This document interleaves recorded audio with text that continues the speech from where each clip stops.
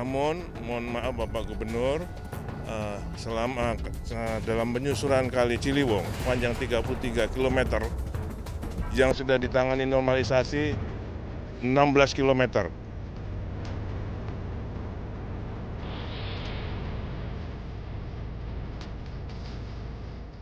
Artinya kuncinya itu ada pada pengendalian air sebelum masuk ke kawasan pesisir.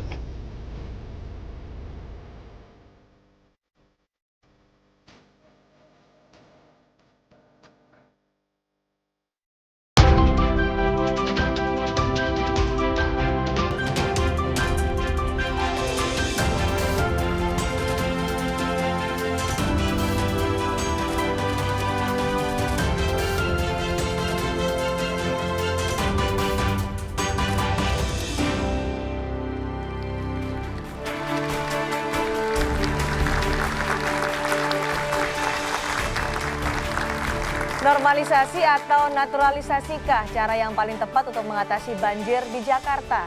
Polemik ini kembali muncul ketika ibu kota dilanda banjir di awal tahun 2020. Tidak hanya polemik soal naturalisasi atau normalisasi, tapi banjir di Jakarta juga diwarnai dengan silang pendapat antara Gubernur DKI Jakarta dan Menteri PUPR terkait penanggulangan banjir di ibu kota. Belum lagi mandeknya normalisasi di ibu kota menjadi salah satu faktor yang disebut sebagai penyebab banjir di awal tahun 2020. Jadi sebenarnya banjir di Jakarta harus diurus oleh siapa? Inilah perbahasan kita dalam Dua Arah malam hari ini bersama saya, Cindy Sistiarani.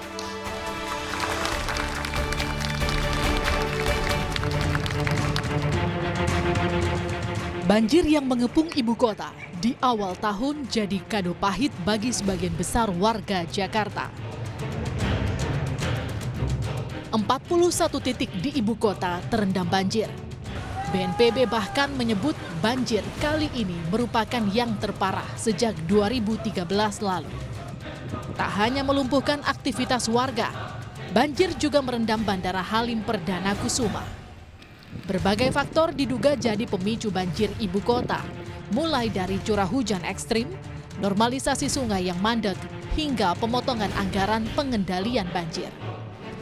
Beda pendapat soal penyebab banjir terjadi antara Menteri PUPR dan Gubernur DKI. Mohon maaf Bapak Gubernur, dalam penyusuran Kali Ciliwung, nyata yang Kali Ciliwung yang sudah kita sepanjang 33 km yang sudah ditangani normalisasi 16 km. Di 16 km itu kalau kita lihat insya Allah aman dari luapan. Tapi yang belum dinormalisasi tergenang. Mohon maaf Pak Menteri, saya harus berpandangan nih Pak Menteri. Karena tadi Bapak menyampaikan, jadi selama air dibiarkan dari kawasan selatan masuk ke Jakarta dan tidak ada pengendalian dari selatan, maka apapun yang kita kerjakan di kawasan pesisir, termasuk di Jakarta, tidak akan bisa mengendalikan airnya. Banjir yang menelan puluhan korban jiwa dan puluhan ribu lain yang mengungsi ini sudah sepatutnya jadi tanggung jawab bersama. Warga Jakarta belum bisa bernafas lega. BMKG justru memprediksi curah hujan tinggi baru akan mencapai puncaknya pada pertengahan Januari hingga awal Maret nanti. Lalu siapkah pemerintah pusat dan provinsi bekerja sama agar banjir tidak kembali mengepung ibu kota?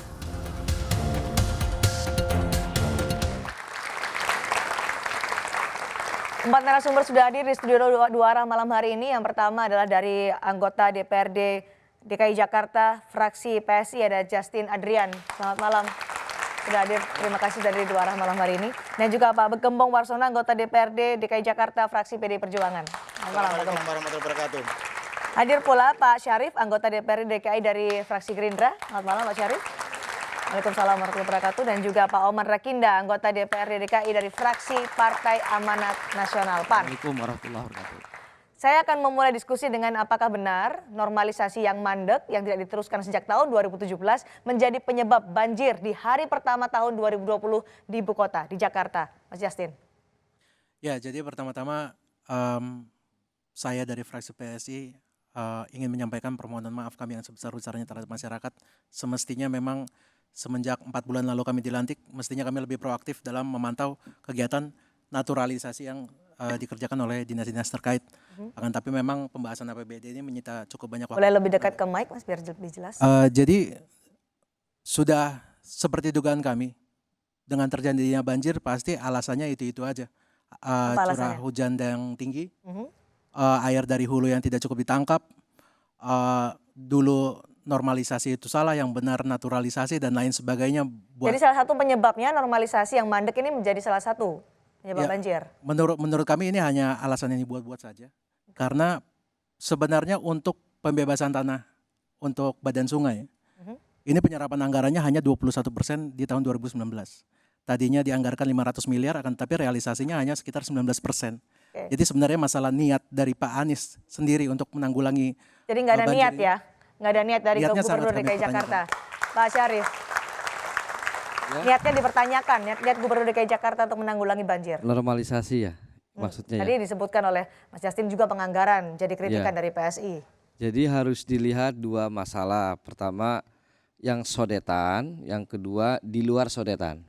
Kalau yang di sodetan yang 13 km itu yang baru selesai 600 meter, 1,2 km yang baru terrealisasi 600 itu memang asli mandek karena ada persoalan hukum. Oke, itu sodetan ya. Ya, Oke. ya.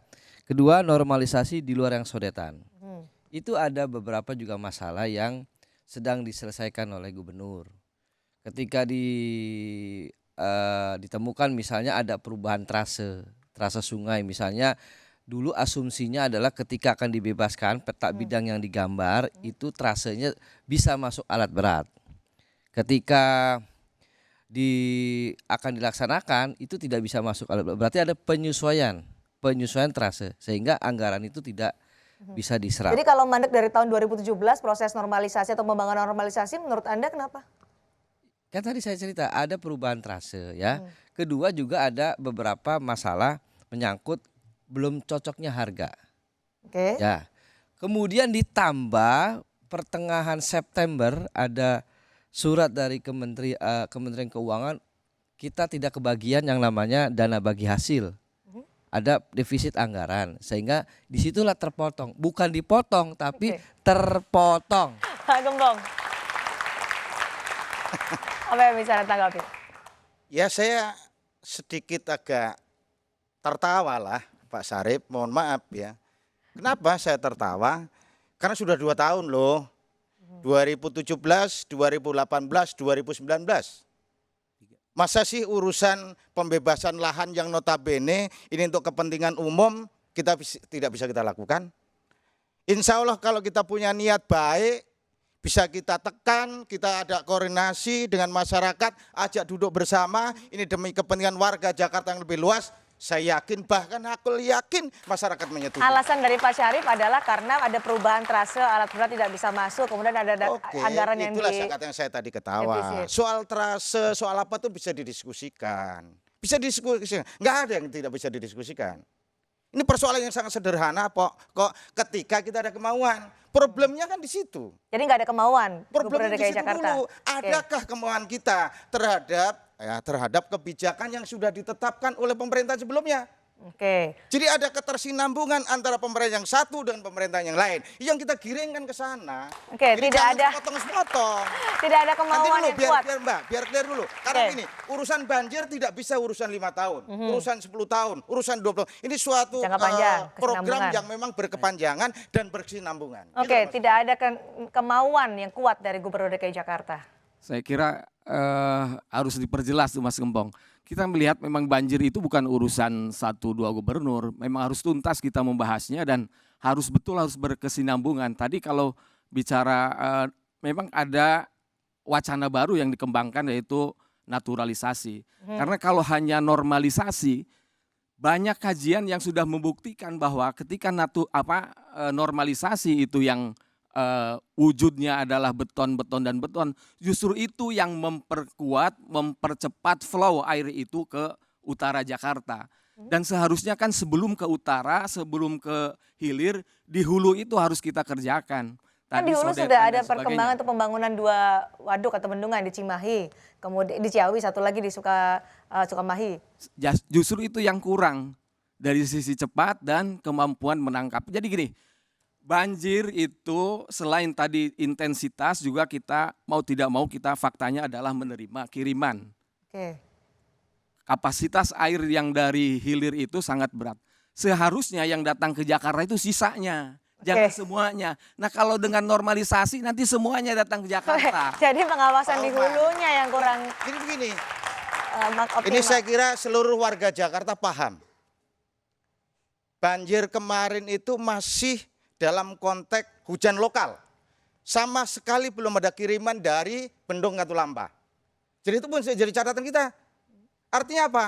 Kalau ini banjir lokal saja di seluruh area DKI Jakarta sudah terkepung banjir, lah piye kalau ditambahin dari Bendung Katulampa? Mau jadi apa nih? Jadi apa yang harus dilakukan kalau menurut Pak Gembong? Kalau banjir kali ini sebetulnya belum berkorelasi antara normalisasi dan naturalisasi. Oke. Karena sifatnya baru-baru hujan lokal. Oke. Karena hujan lokal maka konsentrasi yang harus dilakukan oleh Pak Anies bagaimana membuat saluran-saluran lingkungan menjadi lebih baik. Itu kuncinya di situ. Anda ingin menyatakan ini belum dilakukan oleh Gubernur DKI Jakarta? 2 tahun ini nggak ngapa-ngapain kok.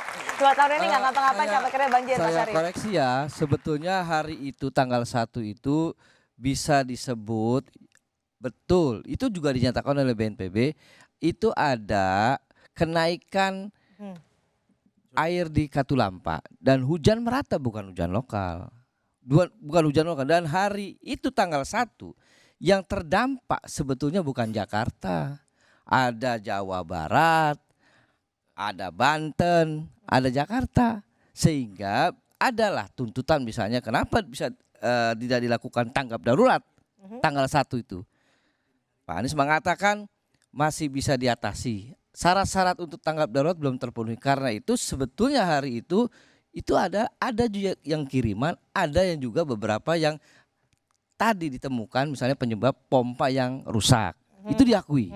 Pompa rusak di 10 titik diakui oleh Pemprov DKI. Sehingga tidak juga sepenuhnya disebut Jadi ini kemudian lokal. menyalahkan apa yang ada di hulu, pengendalian air di sana, kalau menurut Pak Syarif?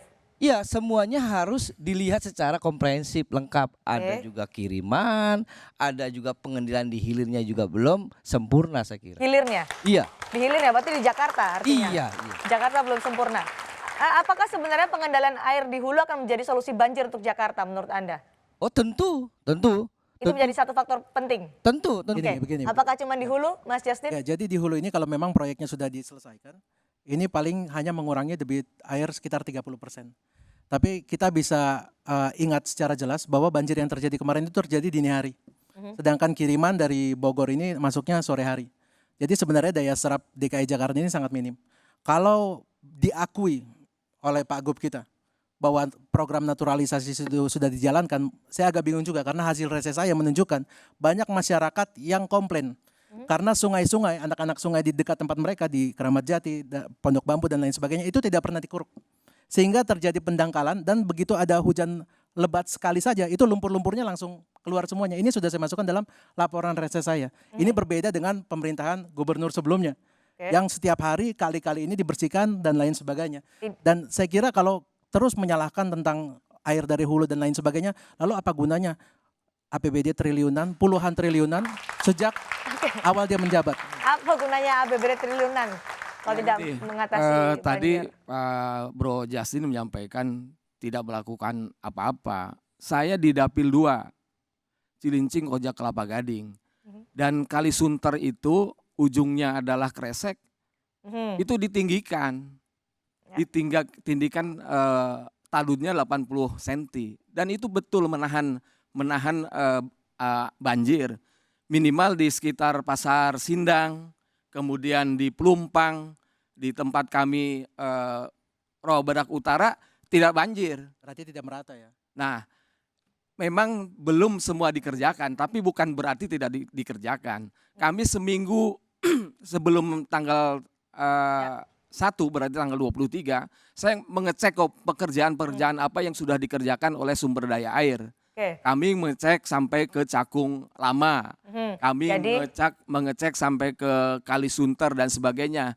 Dan semua dicek, semua dikerjakan agar kemudian ketika banjir datang tidak terlalu berdampak. Dan alhamdulillah di kami di Rawabadak Utara tidak banjir. Boleh lebih dekat Biasanya di mic-nya ya. tempat saya Iya, iya. satu pinggang. Oke, Mas Justin. Tapi kita cukup paham sebagai partai pendukung tentunya ya sebisa-bisa mungkin membela gubernur yang saat ini banyak disalahkan. Tapi ya Enggak begitu juga Bung Jasin. Harus objektif ya, itu juga. kemungkinan. Mendukung karena ada fakta yang harus kita ungkap. Tapi memang sudah menjadi faktanya bahwa untuk normalisasi sungai ini penyerapannya dari 500 miliar di 2019 hanya terserap sekitar 19%-an. Jadi Boleh di sini dekat di mic Karel supaya lebih jelas suara Anda. penyerapan untuk pembebasan lahan dalam rangka normalisasi Ciliwung ini dari 500 miliar di tahun 2019 hanya terserap 19%-an. Dari sini kita sudah bisa melihat bahwa niatnya gubernur ini dengan TGUPP-nya yang sangat banyak ini ternyata hanya sampai segini. Yang menyebabkan banjir yang sangat besar. Ada pemotongan anggaran. Menurut Sebenarnya bukan dipotong juga ya. Kalau anggarannya ada pun nggak dikerjakan juga. Karena tadi kan serapannya cuma 20%. Oke, tidak maksimal yang dilakukan oleh Gubernur DKI Jakarta. Ya, saya mengulang lagi kronologinya ya. Ada perubahan trase ya. Sehingga penetapan SK Penloknya itu Bung Justin berubah. Itu satu ya. Kedua tadi di bulan pertengahan September keluar surat dari Menteri Keuangan yang mengatakan tidak ada pembagian dana bagi hasil sehingga ada defisit 6,4 triliun. Nah, kalau ada defisit, belanjanya pakai apa? Jadi itu bukan dipotong, terpotong menurut saya. Terpotong kalau Jadi Anda? begini ya. Jadi selama 4 bulan saya menjabat menjadi anggota DPR, saya melihat sebenarnya uang DKI ini sangat banyak. Untuk hibah kita bisa 2 triliun lebih. Bahkan untuk kajian kebun binatang Ragunan sempat diajukan 55 miliar untuk kajian saja. Padahal setahu saya untuk pemindahan ibu kota itu 10 miliar. Jadi kalau kita bicara masalah uang-uang aja, menurut saya itu bukan terlalu masalah. Karena dana yang ada saja tidak bisa digunakan, tidak bisa direalisasi. Kemungkinan gubernur kita menetapkan target yang terlalu muluk, yang sebenarnya kemampuannya tidak bisa mencapai itu. Apa itu? Ya dengan alokasi 500 miliar untuk pembebasan lahan, ternyata hanya terserap 19%-an. Berarti terlalu muluk mungkin. Oke, bicara soal anggaran, benarkah ada pemotongan anggaran 500 miliar untuk penanggulangan banjir di ibu kota menjadi salah satu penyebab banjir di awal tahun? Akan kami perdalam di 2 arah. Tetap bersama kami.